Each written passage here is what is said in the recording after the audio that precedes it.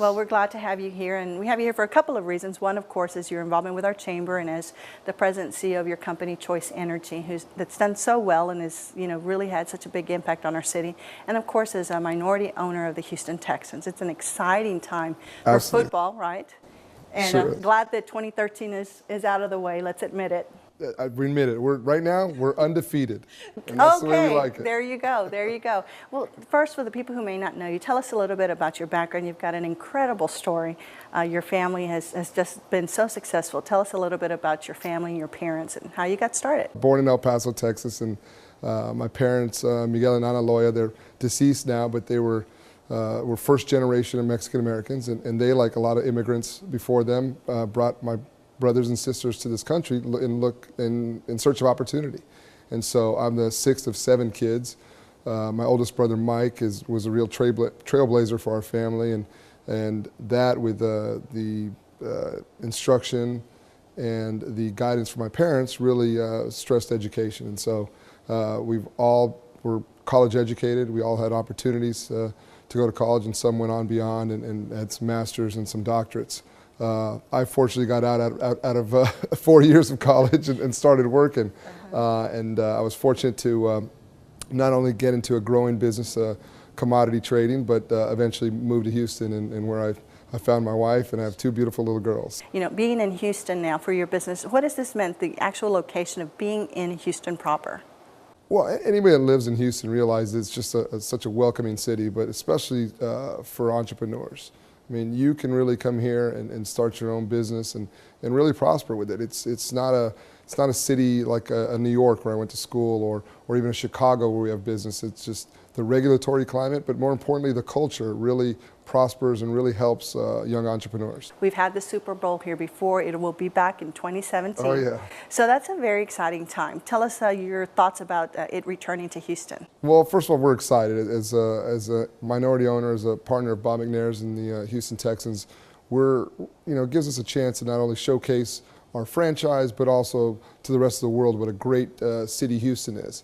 And so we're excited about showing our product, showing our Texan hospitality, and really taking the lessons that we learned in 2004, and also just observing and trying to put the best product on display, which is Houston, which is the city, and ultimately the game and all the fiestas around it. Sure. Well, and what a great place to host a big party, and again, great for business. The economic impact that it will have on Houston is tremendous. Oh, absolutely. I mean, I know we have a lot of economic forecasts, but at the end of the day, you're going to get millions of people that are going to see your city, visit your city, and that's just the kind of PR you just can't buy. Did you ever think that you would one day be sitting where you are as a minority owner, as a successful entrepreneur in the 4th largest city in the country?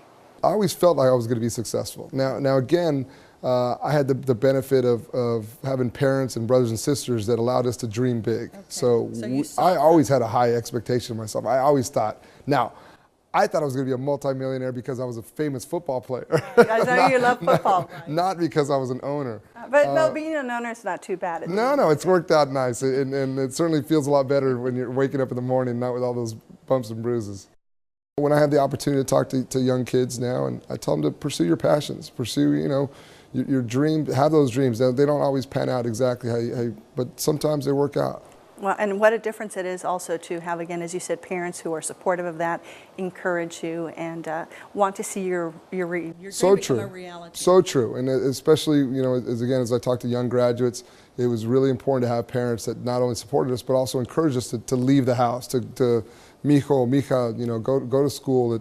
Where my sister went to Notre Dame, and I went to Columbia. Another brother went to Rice. Another brother went to UTEP, and Fernando went to school in Monterrey. So they allowed us and supported us. And my mom shed a lot of tears when we had to leave, but it was the right thing for us. Right. And were your parents educated, Javier? No, my father had an 8th grade education, and my mother had about a 3rd grade education. Yet they really saw this as the key to success for all of you. Yeah, they knew right away to survive and prosper in this country, you have to have an education. Well, thanks for your time. Thanks for all that you do. And we look forward to a great season with the Texans.